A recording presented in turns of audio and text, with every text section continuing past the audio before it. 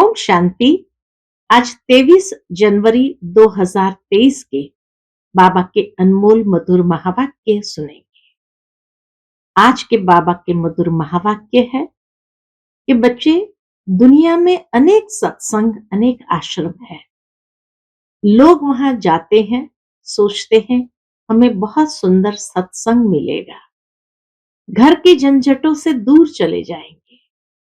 परंतु बाबा कहे, उन सत्संगों में कोई एम ऑब्जेक्ट नहीं है और इसीलिए वो प्राप्ति भी नहीं है। यहां तुम बच्चों को एम ऑब्जेक्ट मिलती है कि बच्चे, तुम्हें रहना है गृहस्थ व्यवहार में, लेकिन श्रीमत पर हर कदम चलना है, तोड़ भी निभाना है और साथ ही साथ सत्संग अर्थात सत्य ज्ञान सुन करके अपने जीवन को श्रेष्ठ बनाना है, पवित्र बनाना है।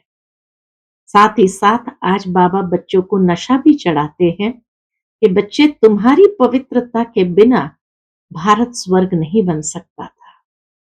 तो बाबा बच्चों को शाबाशी भी देते हैं और नशा भी चढ़ाते हैं। तो सुनते हैं बाबा के मधुर महावाक्य। ओम शांति। मीठे बच्चे, पवित्रता बिना भारत स्वर्ग बन नहीं सकता। तुम्हें श्रीमत है, घर गृहस्थ में रहते पवित्र बनो, दोनों तरफ तोड़ निभाओ। आज की मुरली से प्रश्न है, दूसरे सत्संगों व आश्रमों से यहाँ की कौन सी रस्म बिल्कुल न्यारी है? उत्तर, उन आश्रमों में मनुष्य जाकर रहते हैं, समझते हैं संग अच्छा है, घर आदि का हंगामा नहीं है, एम ऑब्जेक्ट कुछ नहीं। उन सत्संगों में, आश्रमों में एम ऑब्जेक्ट कुछ नहीं, परंतु यहां तो तुम मर्जीवा बनते हो। तुम्हें घर बार नहीं छुड़ाया जाता, घर में रह तुम्हें ज्ञान अमृत पीना है, रूहानी सेवा करनी है। यह रस्म उन सत्संगों में नहीं है। ओम शांति। बाप बैठ बच्चों को समझाते हैं, क्योंकि बच्चे जानते हैं कि यहाँ बाप ही समझाते हैं, इसलिए घड़ी घड़ी शिव भगवानुवाच कहना भी अच्छा नहीं लगता। वह गीता सुनाने वाले कहेंगे, कृष्ण भगवानुवाच, वह तो होकर गए हैं। कहते हैं श्री कृष्ण ने गीता सुनाई थी, राजयोग सिखाया था।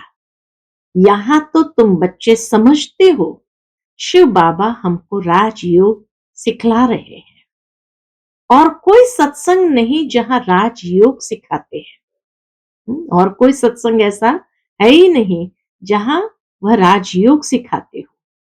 बाप कहते हैं, मैं तुमको राजाओं का राजा बनाता हूं। राजयोग सिखा करके बाबा राजाओं का राजा बनाते हैं। वह तो सिर्फ कहेंगे, कृष्ण भगवानुवाच मन मना भव। कब कहा था? तो कहते हैं 5000 वर्ष पहले। वह कोई कहते हैं क्राइस्ट से 3000 वर्ष पहले। 2000 वर्ष नहीं कहते, क्योंकि 1000 वर्ष जो बीच में है, इसमें इस्लामी बौद्धि आए। तो क्राइस्ट से 3000 वर्ष पहले सतयुग सिद्ध हो जाता है। हम कहते हैं आज से 5000 वर्ष पहले गीता सुनाने वाला भगवान आया था और आकर देवी देवता धर्म स्थापन किया था। अब 5000 वर्ष बाद फिर से उनको आना पड़े, यह है 5000 वर्ष का चक्र। बच्चे जानते हैं कि ये बाप इस द्वारा समझा रहे हैं। दुनिया में तो अनेक प्रकार के सत्संग है जहां मनुष्य जाते हैं। कोई आश्रमों में जाकर रहते भी है, तो उसको ऐसे नहीं कहेंगे कि मात पिता पास जाए जन्म लिया, वह उनसे कोई वर्षा मिलता है, नहीं। सिर्फ वह संग अच्छा समझते हैं। वहां घर आदि का कोई भी हंगामा नहीं होता। बाकी एम ऑब्जेक्ट तो कुछ भी नहीं है। बाबा कहे हंगामा नहीं है, शांति है, बाकी एम ऑब्जेक्ट तो कुछ भी नहीं है। यहाँ तो तुम कहते हो हम माता पिता के पास आए हैं, यह है तुम्हारा मर्जीवा जन्म। वह लोग बच्चे को अडॉप्ट करते हैं तो वह जाकर उनका घर बसाता है। वह लोग बच्चे को अगर अडॉप्ट भी करते हैं तो उनका घर बसाता है। यहाँ वह रस्म नहीं है कि पियर घर ससुर गुर को छोड़ यहाँ आकर बैठे, यह हो नहीं सकता। यहाँ तो गृहस्थ में रहते कमल फूल समान रहना है। कुमारी है व कोई भी है, उनको कहा जाता है तुम रोज ज्ञान अमृत पीने आओ, नॉलेज समझ कर फिर औरों को समझाओ, दोनों तरफ तोड़ निभाओ। गृहस्थ व्यवहार में भी रहना है, अंत तक दोनों तरफ निभाना है। अंत में यहां रहे व वहां रहे। बाबा के अंत में यहां रहे व वहां रहे, मौत तो सभी को आना है। ये नहीं कि यहां रहेंगे तो मौत नहीं आएगी, आना है। कहते हैं राम गयो रावण गयो, गयो बहु परिवार। तो ऐसे नहीं कि सभी को यहां आकर रहना है। यह तो निकलते तब है जब विष के लिए उनको सताया जाता है। बाबा कहे ये तो शुरू शुरू में जब इतना सितम सहन करना पड़ा तो उस समय बाबा को निकालना था और स्थापना करनी थी। तो इसीलिए बाबा कहे ये तो निकालते तब है जब विष के लिए उनको सताया जाता है। कन्याओं को भी रहना घर में है, मित्र संबंधियों की सर्विस करनी है। सोशल वर्कर तो बहुत है, गवर्नमेंट इतने सबको तो अपने पास रख नहीं सकती। वह अपने गृहस्थ व्यवहार में रहते हैं, फिर कोई ना कोई सेवा भी करते हैं। यहां तुमको रूहानी सर्विस करनी है। यहां बाबा कहे यहां तुमको रूहानी सेवा करनी है, गृहस्थ व्यवहार में भी रहना है।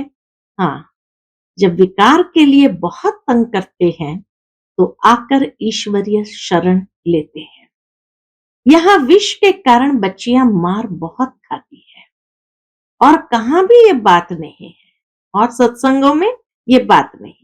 यहाँ तो पवित्र रहना पड़ता है। गवर्नमेंट भी पवित्रता चाहती है, परंतु गृहस्थ व्यवहार में रहते पवित्र बनाने की ताकत ईश्वर में ही रहती है, बाकी कोई में ये ताकत नहीं है। तो बाबा कहे गृहस्थ व्यवहार में रहते पवित्र बनाने की ताकत ईश्वर में ही रहती है। समय ऐसा है जो गवर्नमेंट भी चाहती है कि बच्चे जास्ती पैदा न हो, क्योंकि गरीबी बहुत है। तो चाहते हैं भारत में पवित्रता हो, बच्चे कम हो। बाप कहते हैं बच्चे पवित्र बनो तो पवित्र दुनिया के मालिक बनेंगे। यह बात उन्हों की बुद्धि में नहीं है। भारत पवित्र था, अभी अपवित्र है। सभी आत्माएं खुद भी चाहती है कि पवित्र बने। यहाँ दुख बहुत है। तुम बच्चे जानते हो कि पवित्रता बिगर भारत स्वर्ग हो नहीं सकता। नर्क में है ही दुख। अब नर्क तो और कोई चीज नहीं। जैसे गरुड़ पुराण में दिखाते हैं, क्या दिखाते हैं? वैतरणी नदी है जिसमें मनुष्य गोते खाते हैं। ऐसे तो कोई नदी है नहीं जहां सजाएं खाते हो। सजाएं तो गर्भ जेल में मिलती है। सतयुग में तो गर्भ जेल होता नहीं, जहां सजाएं मिले, गर्भ महल होता है। इस समय सारी दुनिया जीती जागती नरक है, जहां मनुष्य दुखी रोगी है, एक दो को दुख देते रहते हैं। स्वर्ग में ये कुछ होता नहीं। अब बाप समझाते हैं, मैं तुम्हारा बेहद का बाप हूं, मैं रचयिता हूं, तो जरूर स्वर्ग नई दुनिया रचूंगा। स्वर्ग के लिए आदि सनातन देवी देवता धर्म रचूंगा। कहते हैं तुम मात पिता हम बालक तेरे। कल्प कल्प यह राजयोग सिखाया था। ब्रह्मा द्वारा बैठ सभी वेद शास्त्रों के आदि मध्य अंत का राज समझाते हैं। बिल्कुल अनपढ़ को बैठ पढ़ाते हैं। बाबा आकर बिल्कुल अनपढ़ को बैठ पढ़ाते हैं। तुम कहते थे ना, हे भगवान आओ। पतित तो वहां जा न सके तो पावन बनाने के लिए उनको जरूर यहां आना पड़े। तुम बच्चों को याद दिलाते हैं। क्या याद दिलाते हैं? कि कल्प पहले भी तुमको राजयोग सिखाया था। पूछा जाता है कि आगे कभी ये नॉलेज ली है? शुरू शुरू में बाबा पूछते थे, आगे कभी ये नॉलेज ली है? तो कहते हैं हाँ, 5000 वर्ष पहले हमने यह ज्ञान लिया था। यह बातें हैं नई। नया युग, नया धर्म फिर से स्थापन होता है। सिवाय ईश्वर के यह दैवी धर्म कोई स्थापन कर नहीं सकता। ब्रह्मा विष्णु शंकर भी नहीं कर सकते, क्योंकि वह देवताएं स्वयं रचना है। स्वर्ग का रचयिता मात पिता चाहिए। तुमको सुख घनेरे भी यहां चाहिए। बाप कहते हैं रचता मैं भी हूं। तुमको भी ब्रह्मा मुख द्वारा मैंने रचा है। मैं मनुष्य सृष्टि का बीज रूप हूं। भल कोई कितना भी बड़ा साधु संत आदि हो, परंतु किसके भी मुख से ऐसे नहीं निकलेगा। बाबा कहे भल कितना भी कोई बड़े से बड़ा साधु संत हूं, परंतु किसके भी मुख से ऐसे नहीं निकलेगा कि मैं तुमको रचता हूं। यह है गीता के अक्षर।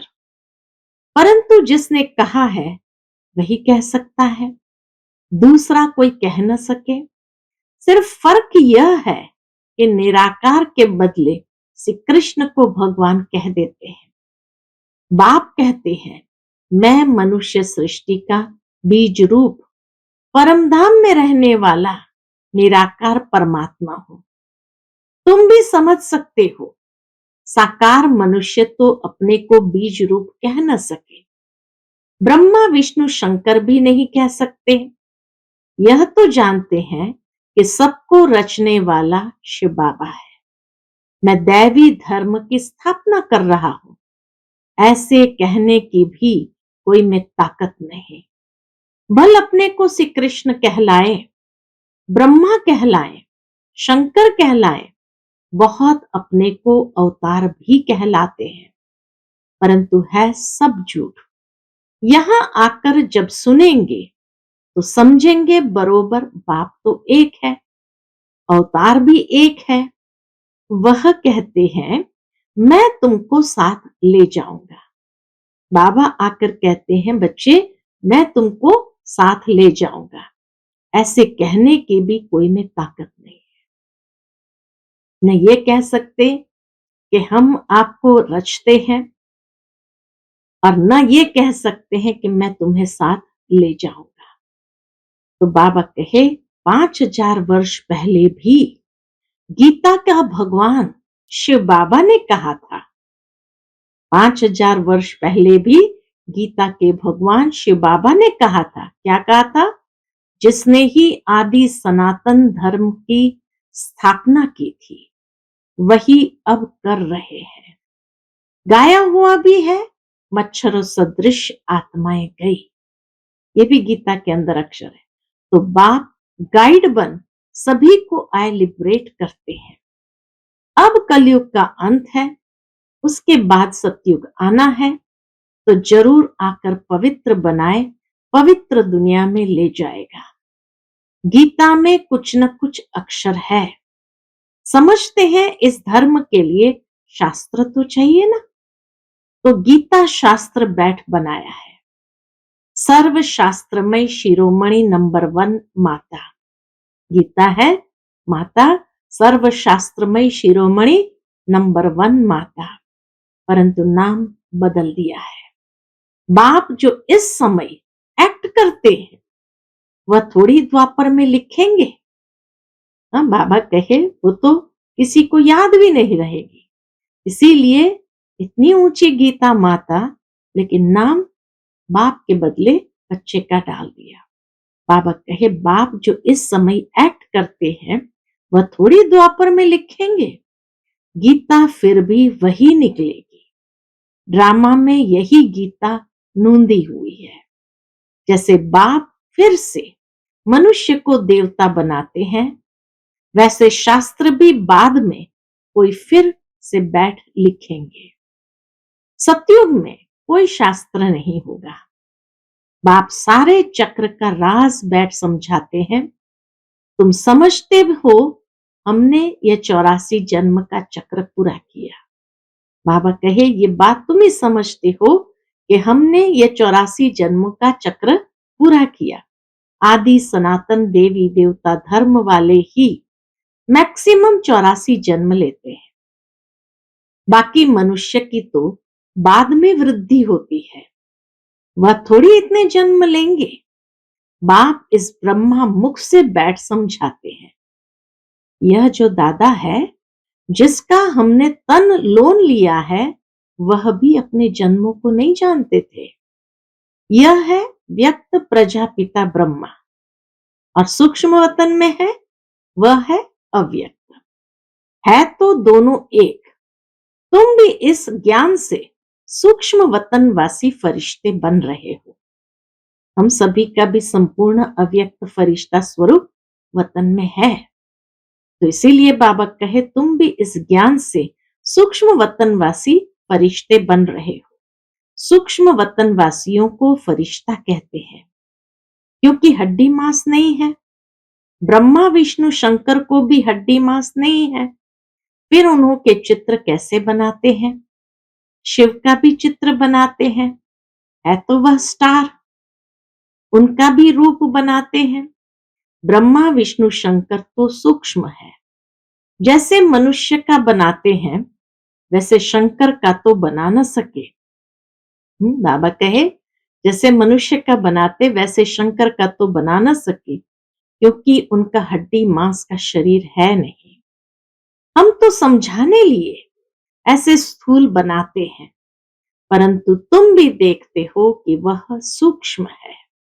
अच्छा, मीठे मीठे सिकिलते बच्चों प्रति माता पिता बाप दादा का याद प्यार और गुड मॉर्निंग। रूहानी बाप की रूहानी बच्चों को नमस्ते। हम सब रूहानी बच्चों की रूहानी माता पिता बाप दादा को याद प्यार गुड मॉर्निंग और नमस्ते। नमस्ते, शुक्रिया बाबा, शुक्रिया। फिर आज रात्रि क्लास है और ये रात्रि क्लास 13 जुलाई 1968 का क्लास है। बाबा कहे मनुष्य दो चीज को जरूर चाहते हैं, दो चीज को जरूर चाहते हैं। एक है शांति, दूसरा सुख। विश्व में शांति व अपने लिए शांति। शांति चाहते या तो अपने लिए या विश्व के लिए। विश्व पर सुख व अपने लिए सुख की चाह रहती है मनुष्य को। तो पूछना होता है कि अभी अशांति है तो जरूर कब शांति हुई होगी, परंतु वह कब कैसे होती है, अशांति क्यों हुई, ये कोई को पता ही नहीं है। क्यों? क्योंकि घोर अंधियारे में है। तुम शांति और सुख के लिए सबको बहुत अच्छा रास्ता बताते हो, तो सुनकर उन्हें खुशी होती है। लेकिन जब सुनते हैं पावन भी बनना है तो ठंडे पड़ जाते हैं। ये विकार है सभी का दुश्मन और फिर सभी का प्यारा है। इसको छोड़ने में हृदय विदीर्ण होता है। नाम भी है विष, फिर भी छोड़ते नहीं है। नाम भी है विष, परंतु फिर भी छोड़ते नहीं। तुम कितना माथा मारते हो फिर भी हार खा लेते हैं। सारी पवित्रता की ही बात है, इसमें बहुत फेल होते हैं। कोई कन्या को देखा तो आकर्षण होती है, क्रोध व लोभ व मोह की आकर्षण नहीं होती है। काम महाशत्रु है, इन पर जीत पाना महावीर का काम है। देह अभिमान के बाद पहले काम ही आता है। इन पर जीत पानी है। जो पवित्र है उनके आगे अपवित्र कामी मनुष्य नमन करते हैं। कहते हैं हम विकारी, आप निर्विकारी। ऐसे नहीं कहते हम क्रोधी, लोभी। सारी बात विकार की है। शादी करते ही है विकार के लिए। ये फुरना रहता है माँ बाप को। बड़े हो तो पैसे भी देंगे। बाबा कहे बड़े हैं तो पैसे भी देंगे, विकार में भी जाएंगे। विकार में न जाए तो झगड़ा मच जाए। तुम बच्चों को समझाना होता है, यह देवताएं संपूर्ण निर्विकारी थे। तुम्हारे पास एम ऑब्जेक्ट सामने है। नर से नारायण, राजाओं का भी राजा बनना है। चित्र सामने है। इसको सत्संग नहीं कहा जाता। बाबा कहे इसको सत्संग नहीं कहा जाता तो क्या कहा जाता है? यह पाठशाला है। सच्चा सत्संग सच्चे बाप के साथ तब हो जब सन्मुख राजयोग सिखावे। सत का संग चाहिए, वही गीता का ज्ञान देते हैं, अर्थात राजयोग सिखलाते हैं। बाप कोई गीता सुनाते नहीं। मनुष्य समझते हैं नाम है गीता पाठशाला तो जाकर गीता सुने, इतनी कशिश होती है। ये सच्ची गीता पाठशाला है जहां 1 सेकंड में सदगति, हेल्थ, वेल्थ और हैप्पीनेस मिलती है। तो पूछे सच्ची गीता पाठशाला क्यों लिखते हो? सिर्फ गीता पाठशाला लिखना कॉमन हो जाता है।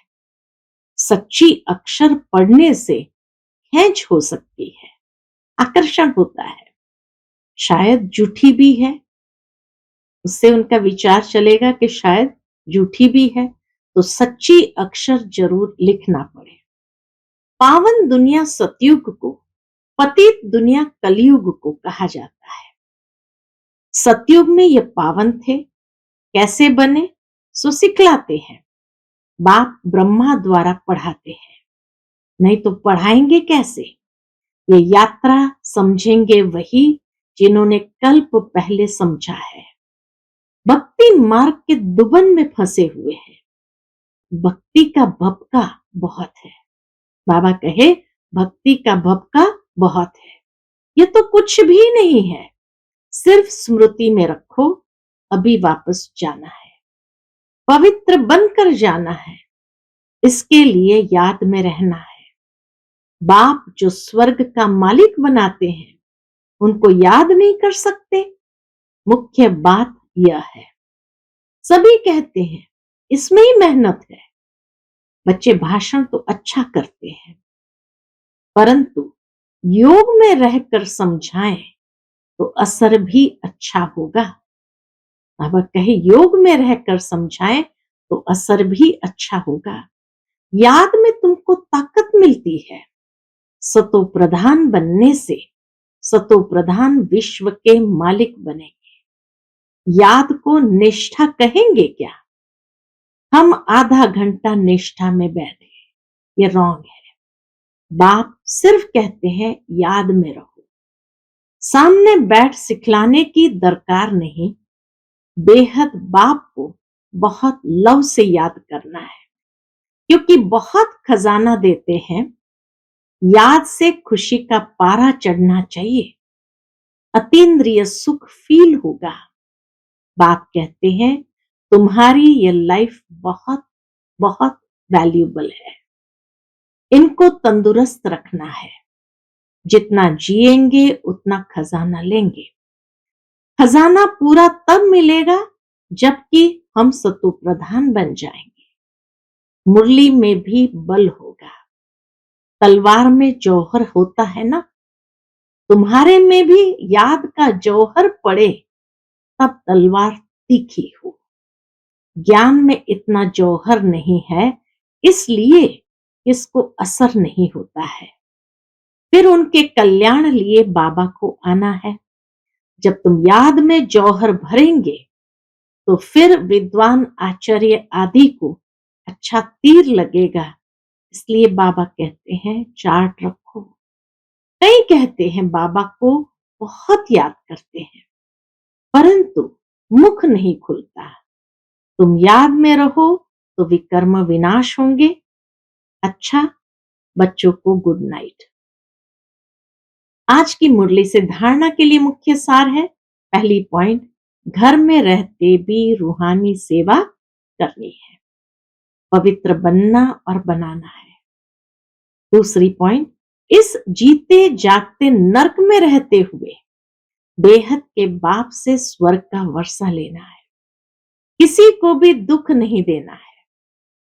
आज का बाबा का मधुर वरदान है, अपनी सर्व विशेषताओं को कार्य में लगाकर उनका विस्तार करने वाले सिद्धि स्वरूप भव। अपनी सर्व विशेषताओं को कार्य में लगाकर उनका विस्तार करने वाले सिद्धि स्वरूप भव। जितना जितना अपनी विशेषताओं को मनसा सेवा व वाणी और कर्म की सेवा में लगाएंगे तो वही विशेषताएं विस्तार को पाती जाएंगी। सेवा में लगाना अर्थात एक बीज से अनेक फल प्रकट करना, एक बीज से अनेक फल प्रकट करना। इस श्रेष्ठ जीवन में जो जन्म सिद्ध अधिकार के रूप में विशेषताएं मिली है, उनको सिर्फ बीज रूप में नहीं रखो, सेवा की धरनी में डालो तो फल स्वरूप अर्थात सिद्धि स्वरूप का अनुभव करेंगे। आज का स्लोगन है, विस्तार को न देख सार को देखो और स्वयं में समा लो, यही तीव्र पुरुषार्थ है। विस्तार को न देख सार को देखो और स्वयं में समा लो, यही तीव्र पुरुषार्थ है। अच्छा, ओम शांति।